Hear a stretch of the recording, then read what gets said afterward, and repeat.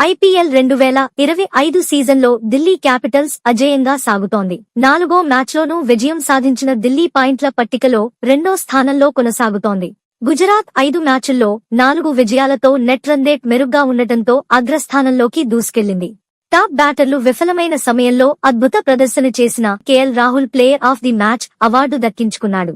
Chinnaswamy stadium గురించి తనకంటే ఇంకెవరికి బాగా తెలుసునని ఈ సందర్భంగా వ్యాఖ్యానించాడు. ఈ స్టేడియం చిన్నదే అయినా పిచ్ మాత్రం సవాల్ విసురుతుంది. తొలుత 20 ఓవర్ల పాటు వికెట్ కీపింగ్ చేయడం కూడా నాకు కలిసొచ్చింది. ఎలా ఆడాలో అంచనా వేయగలిగా. బంతి ఆగుతూ వస్తుందని అనిపించింది. నా ఆటతీరుపై నమ్మకం ఉంది. మంచి ఆరంభం దక్కితే చాలు అనుకున్నా. నేను 6 కొట్టేందుకు ప్రయత్నిస్తే వారికి ఏది టార్గెట్ అవుతుందనేది నాకు తెలుసు. అందుకే మొదట్లో పరిస్థితులకు తగ్గట్టు కాస్త ఆచితూచి ఆడాల్సి వచ్చింది. క్యాచ్ను వదిలేయడమూ అదృష్టమే. ఇది నా గ్రౌండ్. నాకంటే ఇంకెవరికి ఇక్కడి పరిస్థితులు తెలుస్తాయి. చిన్నస్వామి స్టేడియంలో ఆడటాన్ని ఎప్పుడూ ఆస్వాదిస్తా అని కేఎల్ తెలిపాడు. ఇన్నింగ్స్ 4వ ఓవర్లోనే కేఎల్ రాహుల్ ఇచ్చిన క్లిష్టమైన క్యాచ్ను రజత్ చేజార్చాడు. అప్పటికి కేఎల్ స్కోరు 5 పరుగులే. ఆ తర్వాత విజృంభించిన రాహుల్ 93 పరుగులతో నాటౌట్గా నిలిచాడు. జట్టుగా మేం ఆడుతున్న తీరుపై సంతృప్తిగానే ఉన్నాం.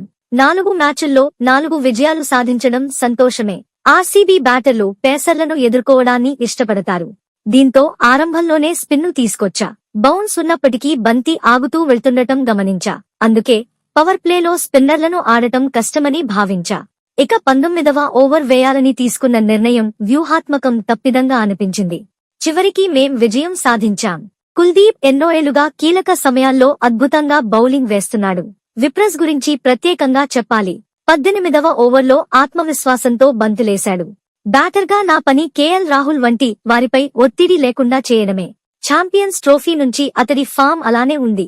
చాలా పరిణతితో ఆడిన ఇన్నింగ్స్ ఇది అని అక్షర్ తెలిపాడు.